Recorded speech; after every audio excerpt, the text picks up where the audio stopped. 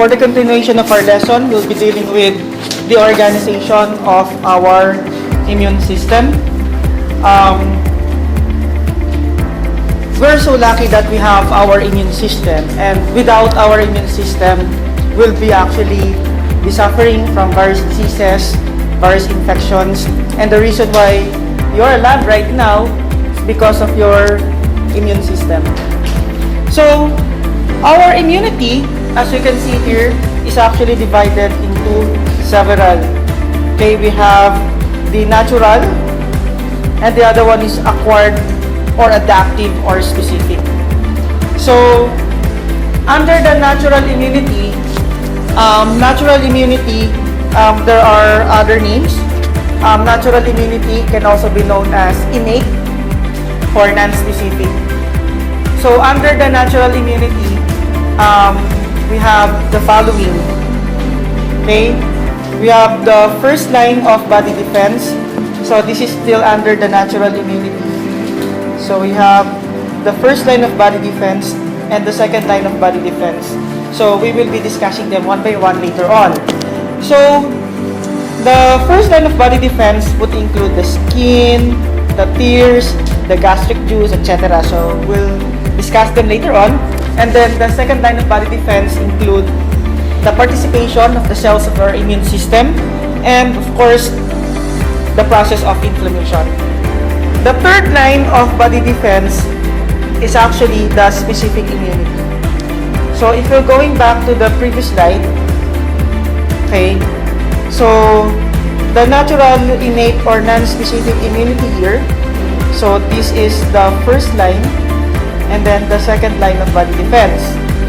So under this, so we have the first line and the second line of body defense. But the acquired or adaptive or specific immunity, this entails as the third line of body defense. So, the acquired or adaptive or specific immunity, they're all the same. Okay? Now, I'd like to make, before I go on with my discussion, I'd like to give emphasis on the acquired or adaptive or specific immunity. There are further divided as to naturally acquired or artificially acquired.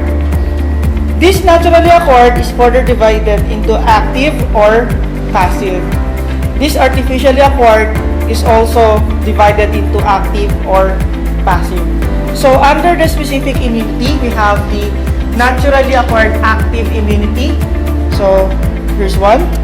Naturally acquired passive immunity, artificially acquired active immunity, and artificially acquired passive immunity. So, before we go on further, what's the difference between the active and the passive immunity? Okay, so, let me give you an example. Okay, so,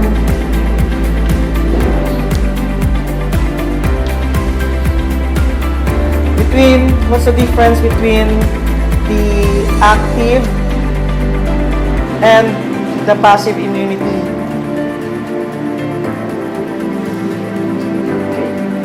Active immunity versus the passive. Okay, when you say active,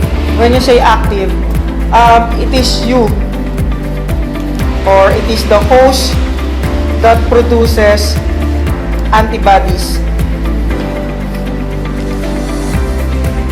So, if you produce your own antibodies, then that's an active immunity.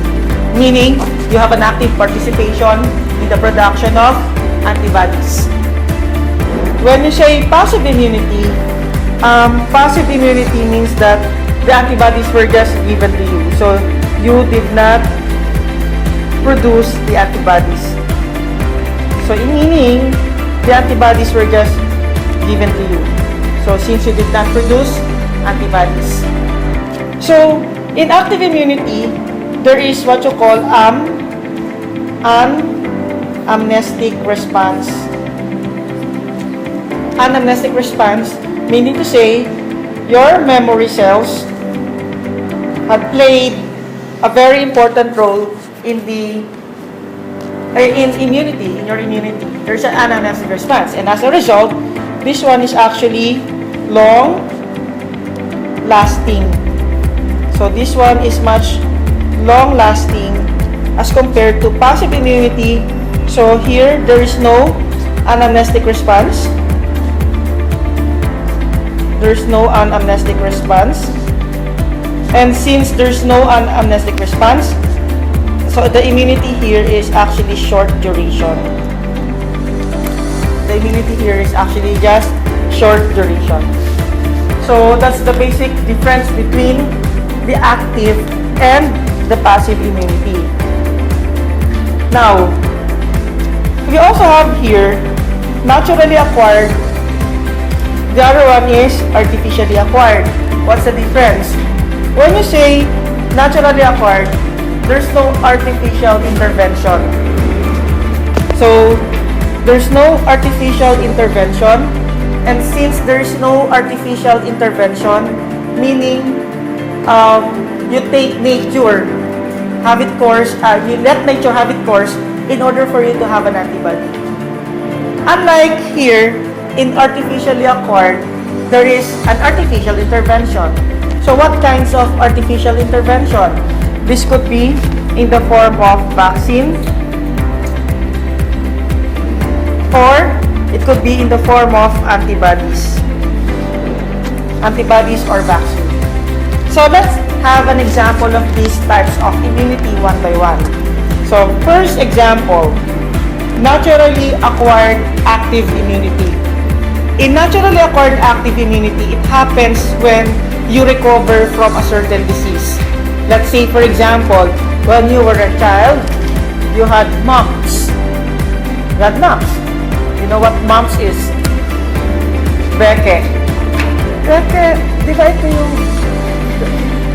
You had mumps, okay. So, you had Bacte. Now, during the time that you had mumps virus has tried to enter, the mumps viruses had tried to enter your body, and your immune system has recognized that as an antigen, and then your immune system will produce an antibodies. And then, alongside with that, your memory cells have remembered that particular virus. So the next time that the same mumps virus will enter your body, your memory cells could immediately produce antibodies to that particular virus. And since we're talking about specific immunity, it means that you have a specific antibodies against a mumps virus. That antibodies will only protect you against the mumps virus, but not with any other type of viruses. So, you will not have mumps again. Another example, when you had chickenpox when you were still young, then you'll never have chickenpox again because you already have developed antibodies. Is there any artificial intervention? None. No artificial intervention at all. So, who produced the antibodies? The host. It's you who produced the antibodies. That's why it's active. So, that's an example of naturally acquired active immunity. Okay, so that's an example of naturally acquired active immunity. Now, in naturally acquired active immunity, it is your immune system that produces the antibodies. Who among you had colds before? Common colds? Anyone who hasn't had common colds at all in his or her entire life? You might be from Krypton if you are one of that examples. But so anyone agreed that once in our life we have common colds, right? You had common colds? Everyone had already experienced common colds. How come that you had common colds a month ago or 6 months ago, and then after 6 months you'll have it again, and in the future you'll have it again? What do you think is the reason? I thought we have the naturally acquired active immunity, wherein once you had the disease, you'll be protected from the same disease, and no same infection or no same bacteria or viruses will try to infect you again. So how come you have common colds paulit-ulit annually? Yes, because there are over 100 strains of common colds. That's the reason why it's actually useless to manufacture common colds vaccine, because you have to vaccinate yourself at least over 100 times 3. And enough to cover our lifetime. You have common cold strains enough to cover our lifetime. Like me, since I was born, I've been tallying how many common colds I had. So I'm now on my 64th strain. Yeah, I'm now on my 64th strain, so you can just do the math. So, siguro I'll just have, 37 or 40 more to go. You're not doing that? You're not tallying common cold? The moment I was born, because I know that I have a common cold. There are over 100 common colds here, so I really need to tally. You're not doing that, Naomi? No? So, Section 2 peeps will be hearing this lecture, so you may want to have a shout out.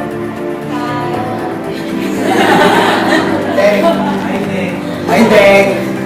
Who's that? Okay, number 2 example. Naturally acquired passive immunity. In naturally acquired passive immunity, the antibodies were just given to you. And there's only one person in the world who can do that. Buti na lang, you said mother. I thought, my boyfriend can do that. He can transfer antibodies to me. That's not true. Okay, he could only transfer his spermatozoa but not antibodies. Okay, anyhow, antibodies could be transferred placentally to you, but there are actually 5 classes of immunoglobulins. Among these 5 classes of immunoglobulins, it is the IgG, the only immunoglobulin that could be transferred. And this is a big thing, because do you know that you're only capable of producing antibodies during your 3rd month. Before that, you're helpless. And the antibodies that you are actually receiving or that you are actually having in your circulation are from your mothers. So that's naturally acquired passive. But since you didn't produce that, it's actually short-lived as compared to the active immunity. And aside from that, colostrum could also be a very good source of maternal antibodies. Breastfeeding is also a very good source of maternal antibodies. That's why they say there's no substitute for breast milk. Okay? So, breastfeeding is still best for babies, not for daddies. Okay. So, artificially acquired active immunity. When you say artificially acquired active immunity, we are pertaining to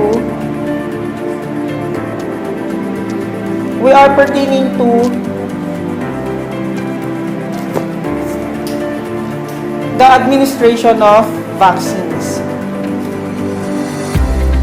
The word vaccine came from a Greek word vaka, because the first vaccine was actually against cowpox. It was given by Edward Jenner, and Edward Jenner happens to be the father of immunology. There are several forms of vaccine.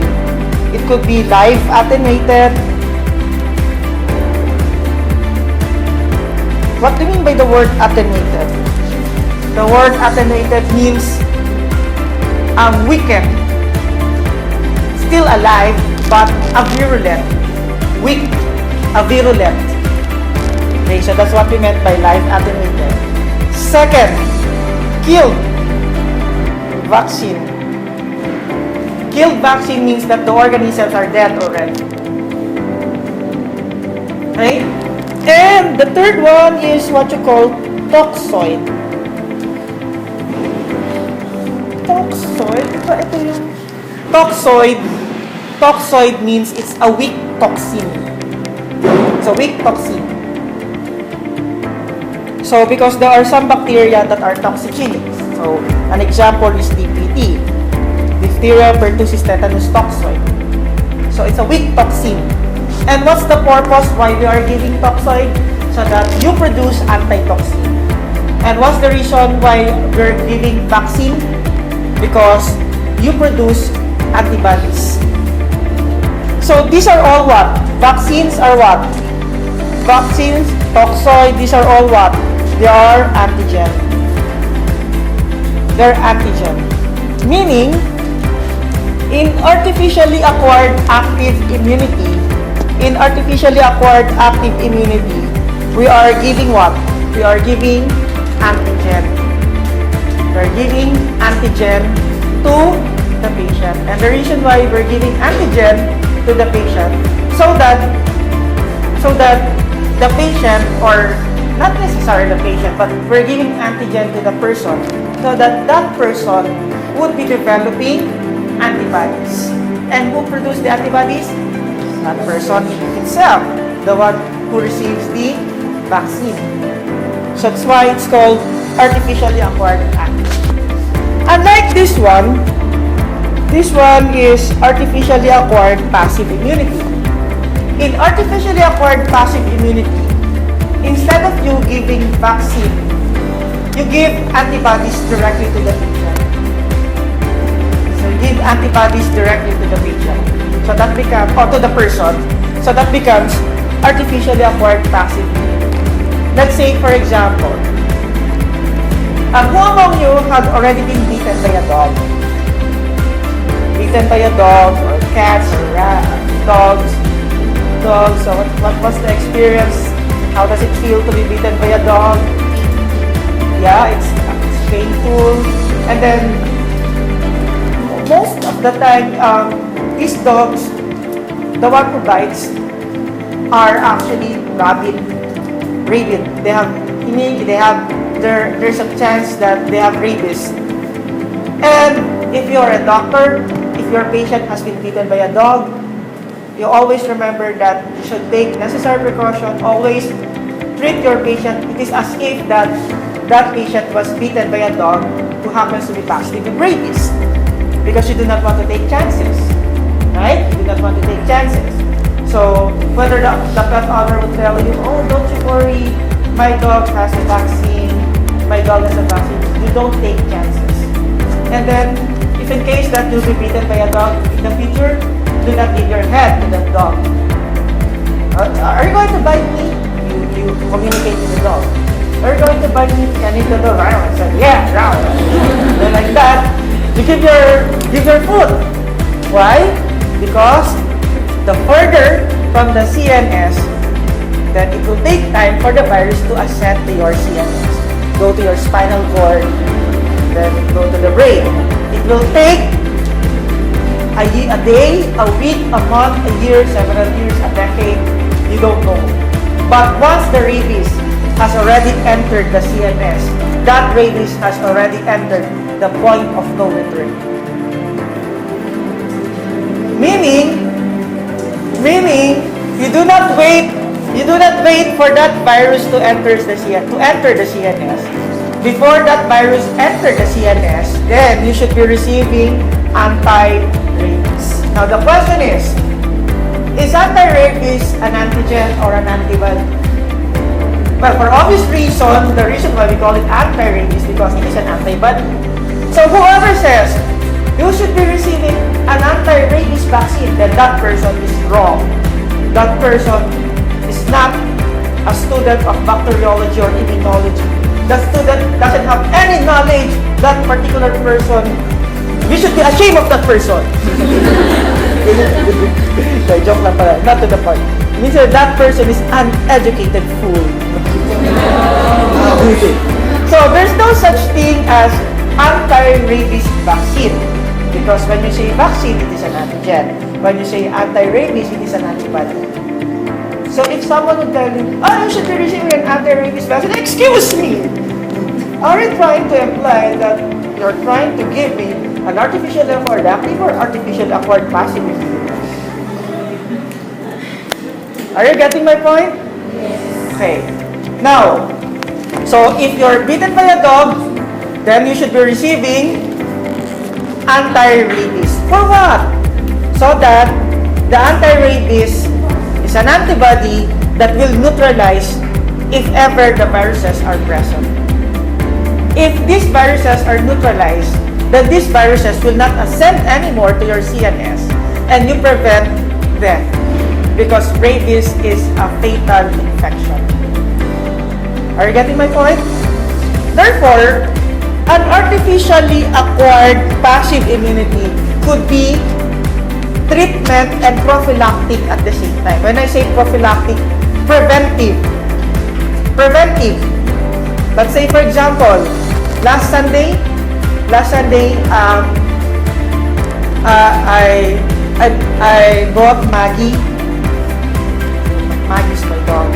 So I brought Maggie to the veterinarian, and then she receives anti-rabies.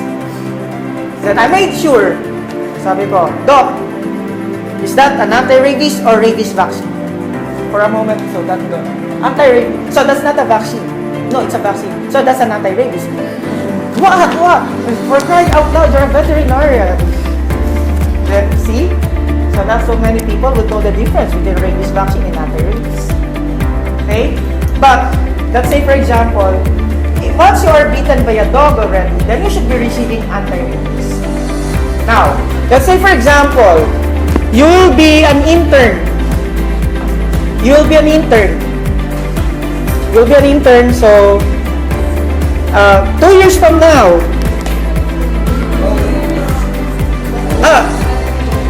1.5 sem from now, or for Faumi and Kesha this October. So, you should be receiving hepatitis vaccine, right? But before you receive hepatitis vaccine, you should have a screening. You should be negative for both antibodies and antigen. If, for example, I am hepatitis B positive, then I cannot receive a hepatitis vaccine. What's the point of me receiving another antigen if I am already having an antigen in my body, right? So, what should I do? Treatment. Treatment already. I should be receiving the treatment for hepatitis B, not the vaccine. Because the purpose of the vaccine is prevention. Why would you prevent yourself? Why would you prevent yourself from getting hepatitis B if you're already positive with hepatitis B? Are you getting my point? So, artificially acquired active immunity, therefore, is an example of preventive. It is never meant for treatment. Unlike artificially acquired passive, it is preventive and prophylactic. Prophylactic also because you can actually use this to neutralize the viruses. But again, tandaan niyo to, in passive immunity, there's no anamnestic response. So there's no memory cells because the antibodies were just given. Is everything clear? Between artificially acquired active and artificially acquired passive immunity. Okay, let's move on. So, I think I have already introduced to you this slide.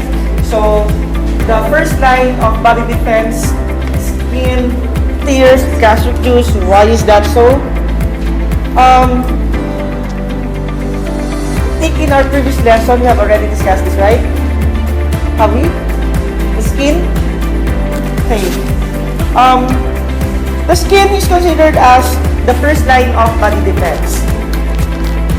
For the basic reason that your skin is the largest organ in your body. It covers your entire body. Your skin is constantly dry. It's keratinized. It's constantly dry. It would repel water. You cannot tell. The reason why I'm fat because I just took a bath and I absorb water, so you cannot tell that. Okay. So yeah, it's keratinized. it's constantly dry. Since it is constantly dry, no microorganisms will be able to live there. Not to mention of the fact that your skin has sweat gland. So, sodium chloride, it's high in salt. In fact, though it may sound gross, but some of you may have licked your skin in one way or another, in whatever reason or whatever circumstances, you may have licked skin. You might have noticed, especially if that person hasn't taken a bath, that it's actually salty because of the sweat. And because of that, only halophilic organisms could grow, such as Staph aureus, Staph epidermidis. And your skin is also made up of sebaceous glands, which produces sebum, or this fatty acid. Sebum or fatty acid would also have antibacterial properties. Your skin constantly desquamates. If you remember in your anatomy, the outermost layer of skin is known as the stratum corneum, which is actually made up of dead cells. And these dead cells are constantly being shed out. And as we shed away dead skin cells, we are also removing microorganisms. Okay, so that's the wonder of your skin. So that's the reason why if there's already a breach in your skin, meaning you have wounds, or there has been cuts, so that's the opportunity for these microorganisms to enter your body. Okay, the second one, your tears. Do you know that your tears would also have antibacterial properties? So your tears are also rich in secretory immunoglobulin A, IgA, and the lysozyme also in your tears could also be harmful for bacteria. So the best way to clean your eyes is actually to cry. Yeah, to cry. Yeah, that's the best way to clean your eyes. So that's why if, let's say for example, you ask during one of the episodes of your relationship, your boyfriend or girlfriend cried, you can actually tell, oh, the reason why I let you go because I love you so much. Don't you know that your tears have lysozymes and secretory IgA that could have antibacterial properties? Pwede nyo sabihin sa mga girlfriend or boyfriend nyo. But when you cry, you do it in cinematic way, not yung pag sa pintuan pa lang, magugulo na kayo. That's not the proper way to cry. Okay. And then, gastric juice. Gastric juice. Do you know that your gastric juice has a very low pH? Your gastric juice is so corrosive that even a blade could melt, okay, in it or on it. Okay, so that's how corrosive your gastric juice is. Meaning, microorganisms, once you ingest these microorganisms, they will not survive the acidity of the gastric juice. So you might be wondering, oh sir, if that is the case, how come there's still food poisoning? How come bacteria could still cause diarrhea if they have to pass through the gastric juice? They survive the gastric juice because of our inefficiency, because of our unhygienic practices. They enter our gastrointestinal tract by means of vehicle. And when I say vehicle, I'm not talking about motorized vehicle. I'm talking about food and water. Okay? So that's serve as their vehicle. Meaning, some of them will be able to survive the acidity of the gastric juice if they are within the vehicle. Which means that it is actually safer.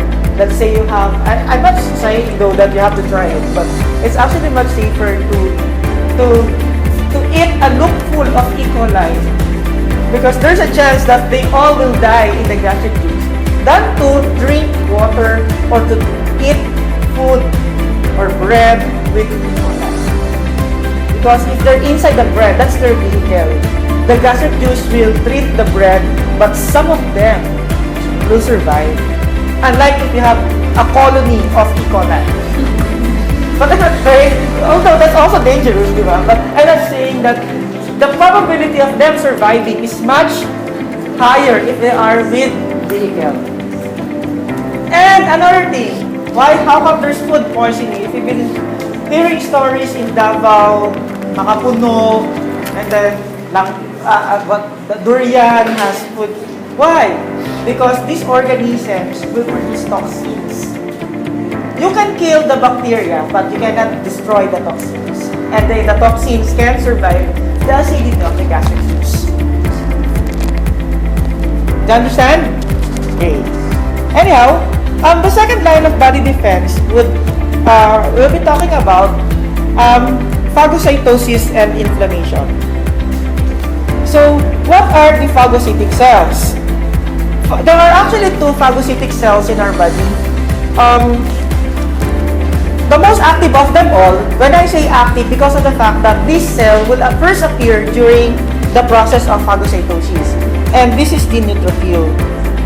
Then macrophages could also serve as APC or antigen presenting cell, but we'll not be discussing them right now. Macrophages could be fixed or wandering. When you say wandering, these macrophages wanders around, or these macrophages wander around in our circulation. Okay? They're like policing our circulation. But those that are fixed are usual residents of certain organs. So, for example, alveolar macrophage. This is found in our lungs. Alveolar macrophage. Coffer cells. Are you familiar with coffer cells? Coffer cells. These are the macrophage found in the liver. And then histiocytes in the tissues. Okay? So these are examples of fixed macrophages. Microglia. In the nervous system, we have the microglia. Okay, so these are all examples of fixed macrophages. Okay, chemotaxis. Chemotaxis, the term chemotaxis is very simple to understand. Chemotaxis refers to, yes, chemical attraction. Toll-like receptors, the peptidoglycan, and other parts of the bacteria could serve as attractants for these macrophages to go where the bacteria are, to go where the antigens are. If they go directly to the target of interest, we call that positive chemotaxis. If they repel away, then that's what you call negative chemotaxis. Okay, and then of course, these cells are found inside our blood vessel. Now, remember that our blood vessels are made up of endothelium that are very thin. So these endothelium are very thin, and since they are so thin, these microorganisms, these macrophages or phagocytic cells could go outside of our blood vessel. And the process by which they go outside, we call it diapedesis. The movement of these phagocytic cells from blood vessels to the tissues. So these are examples of fixed macrophages. So fixed because they are fixed in certain organ, except if they are in blood. If they are in blood, we call them wandering. Okay. So this is an example of diapedesis. So as you can see, this is the endothelial tissue. This is the endothelial tissue or the endothelium. It's a simple squamous epithelium, and they're so thin that this WBC neutrophil, for example, can squeeze themselves out and go to the site of injury. So that's diapedesis. So what are the steps in phagocytosis? The first step is what you call attachment. So the organism has to, attachment of organism to the phagocyte. And this particular attachment could be facilitated by so-called antibodies known as opsinin. In some books, they call them opsonin. So, opsonization, you might have heard the term opsonization. So, the term opsonization may actually refer to adherence. Okay, the adherence. And then, of course, there would be ingestion. Let's say, for example, that this is the phagocytic cell. So usually, if this is the phagocytic cell, if this is the bacteria, neutrophils, macrophages have pseudopodia. So the pseudopod, the organisms will be engulfed. So the organisms would be inside, and then there would be a vacuole that would enclose the organism. So we call this vacuole as the phagosome. So this is the phagosome. Okay? Now, there's a particular organelle. Here. Lysosome. This lysosome is made up of hydrolytic enzymes that could digest the bacteria. So, there would be fusion of phagosome and lysosome. So, guess what? The name of this fusion is actually phagolysosome. So, what will actually happen is that the phagolysosome will join the phagosome. The lysosome will join the phagosome. So we'll call it phagolysosome. So the enzymes will actually degranulate the bacteria until this bacteria would be fragmented. And once they are fragmented, they will be removed. They will be removed from the phagocytic cell by means of exocytosis. So that's what will actually happen. Okay, during the stages of phagocytosis. So killing is actually when the enzymes have been released. And not only that, microorganisms are capable of producing acids and hydrogen peroxide. Okay. Now, there are some bacteria that could prevent adherence. Yes, bacteria with capsule can prevent adherence because they are encapsulated. Klebsiella pneumoniae, Streptococcus pneumoniae. So these are examples of bacteria. Okay, and then intracellular pathogens could also circumvent this process. For example, do you know that there are intracellular Neisseria gonorrhoeae? The one that you saw in the practical exams? So they are intracellular. If these are phagocytic cells, they are inside the phagocytic cells. Okay. So, this is an electron micrograph of phagocytic cell. Perhaps you could actually see here the granulated bacteria. Okay. Inflammation. What is an inflammation? Do you know that inflammation is also a second line of body defense? Inflammation is also a second line of body defense. Inflammation is defined as the tissue's reaction towards an injury. Okay? So, inflammation is the tissue's reaction. Is defined as the tissue's reaction toward an injury. So, that's our definition of inflammation. And once you are inflamed, there are several things that you will feel. And these are actually mediated by mediators, chemical mediators. One of the most common perhaps would be the interleukin 1, interleukin 6. These are all mediators of inflammation. In fact, who among you have already experienced flu? trangkaso. You have fever, right? Fever. Sore throat. And above all, muscle pain. You have muscle pain.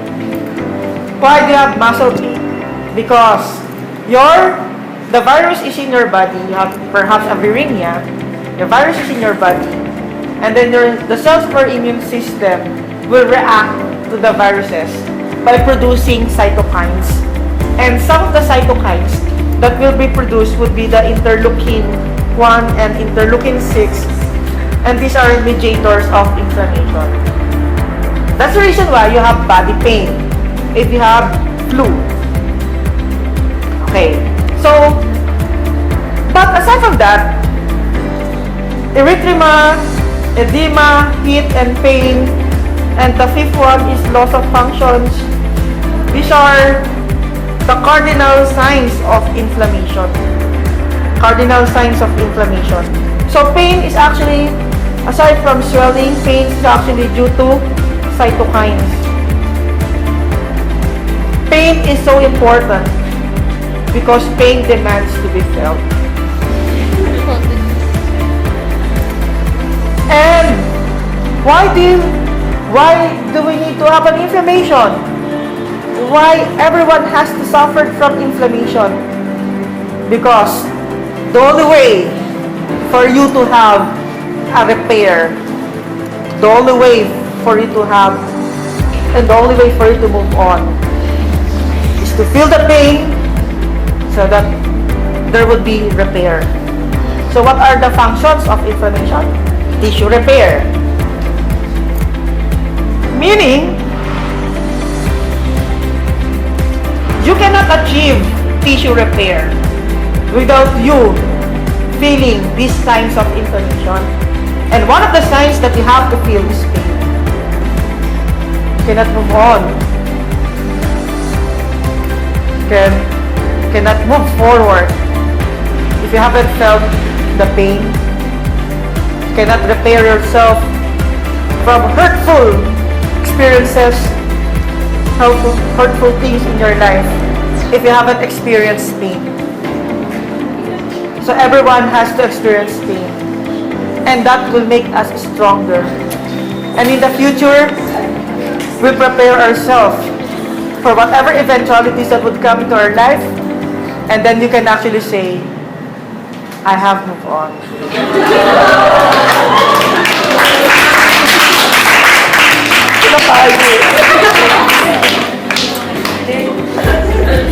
So the second function, may hugot lecture, no?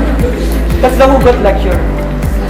The second function of inflammation is to prevent the spread of infection so that you'll be able to localize it.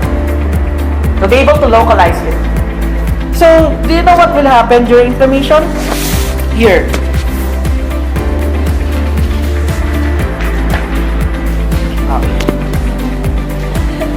Here. Let's say for example,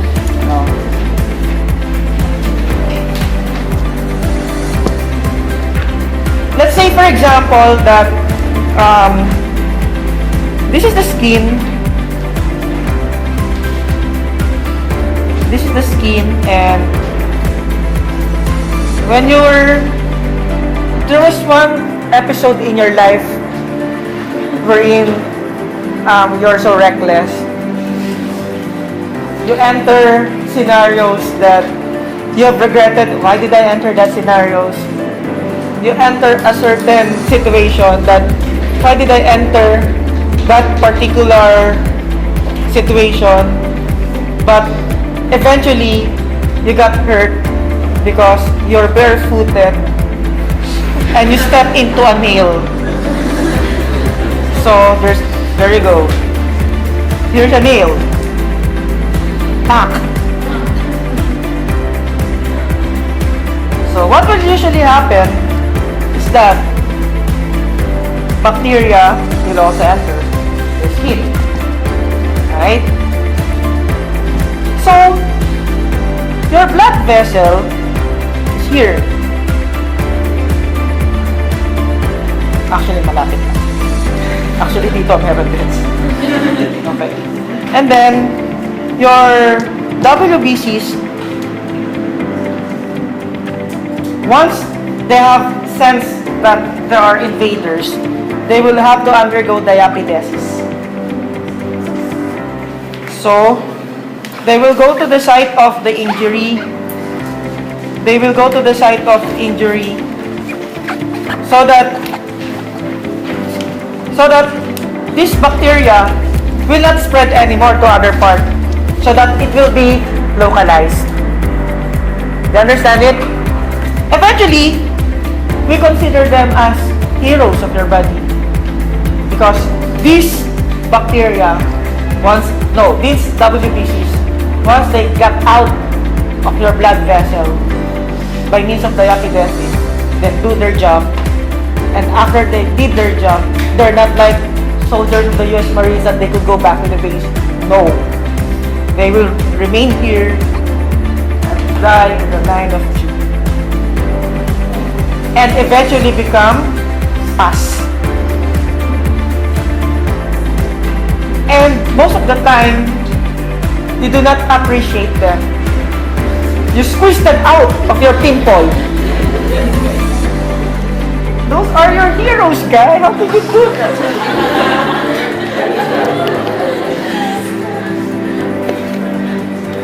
Those are your heroes. Why would you squeeze them out? Diba? So that's the purpose of...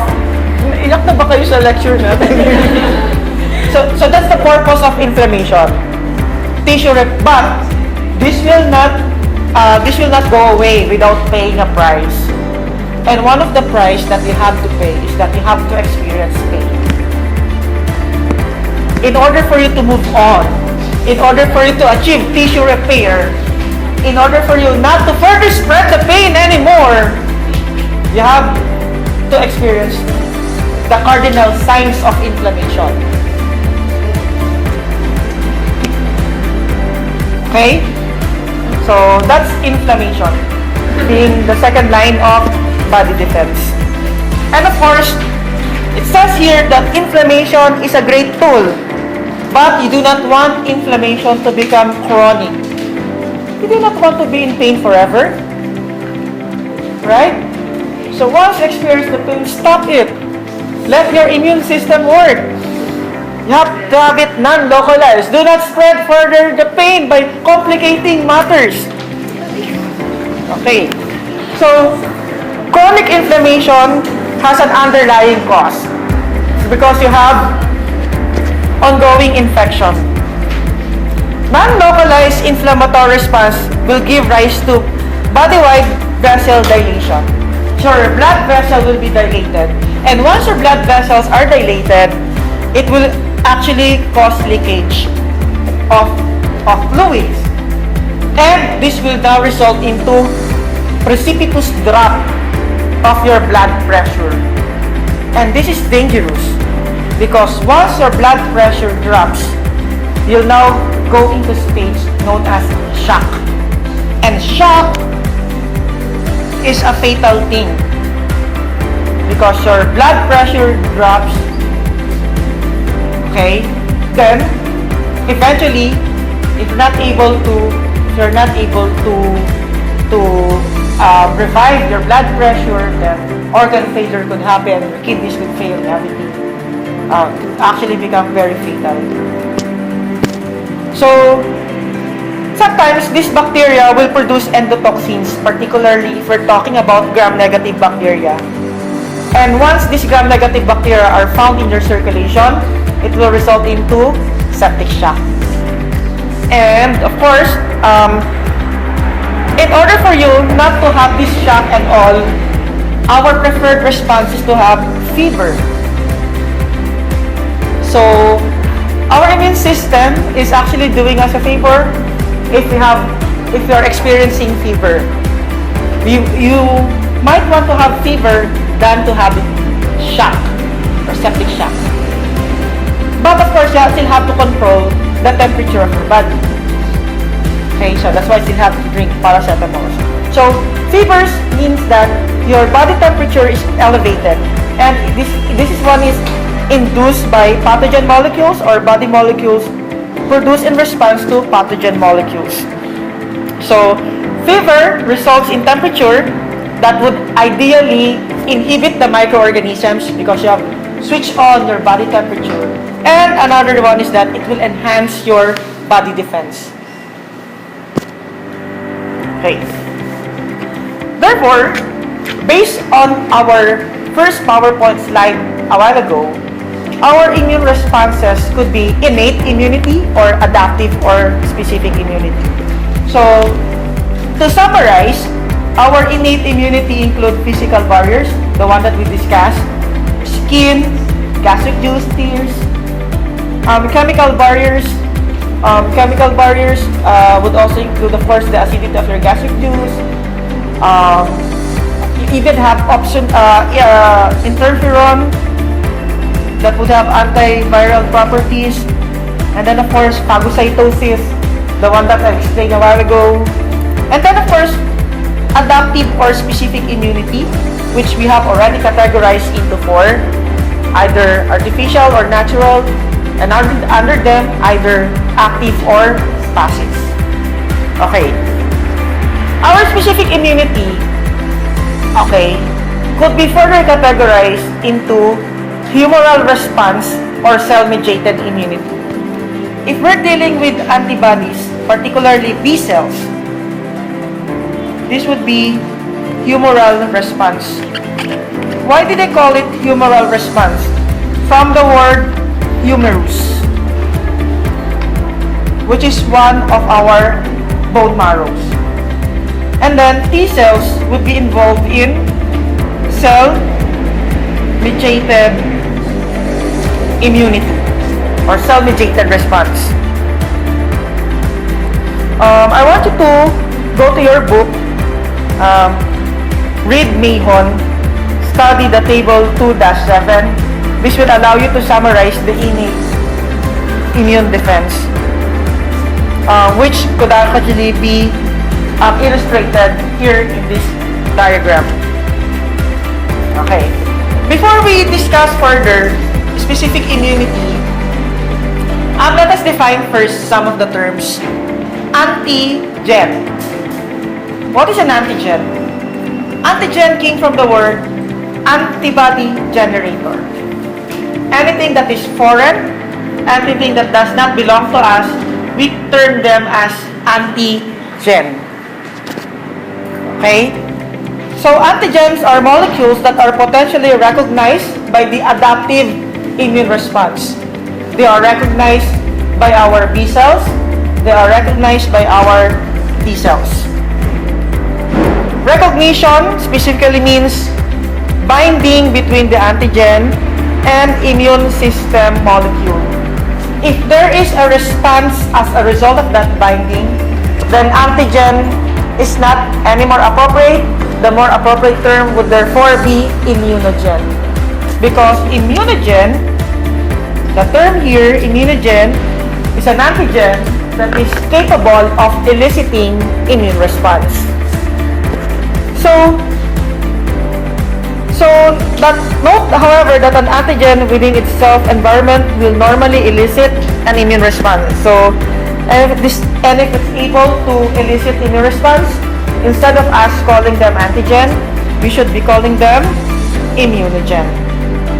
But an antigen is not a complete structure without an antigenic determinant.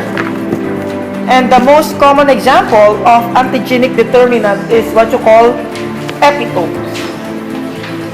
Epitope is the site of antigenic determinant, and this is where antibodies will bind. And antibodies will bind to a specific epitope. Okay. Talking about antibodies, how do you think antibodies are produced? Well, let's say, for example, that these are the B cells. You have several B cells, but there's only one B cell that would encounter an antigen.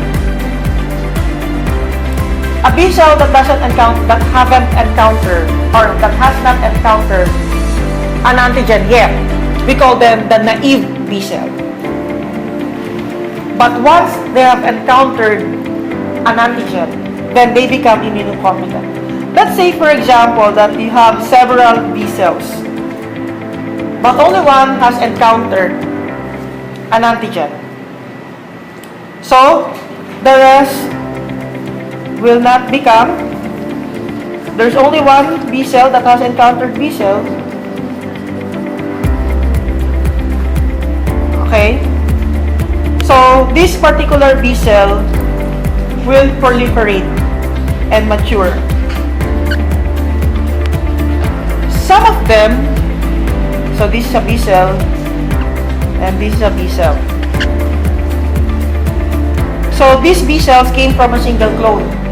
This B cell that had encountered this antigen. Are you getting my point?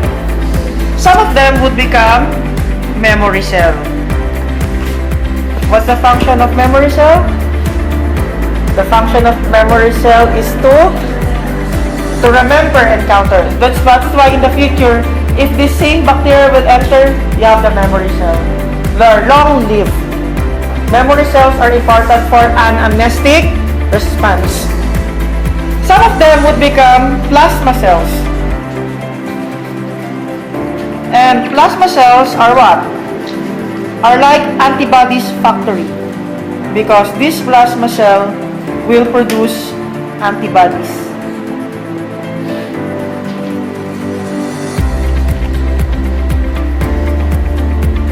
Or immunoglobulins. Therefore, B cells, but by the way, before B cells could do that, they need the help of a T helper cell. T helper cell. So they are aided by T helper cells. So there are 5 classes of immunoglobulins. Okay, or antibodies. IgG, the most abundant, about 70 to 75% of serum immunoglobulin. The lightest, they are so light that IgG is the only immunoglobulin that can cross the placenta. They are a monomer, meaning to say, single unit.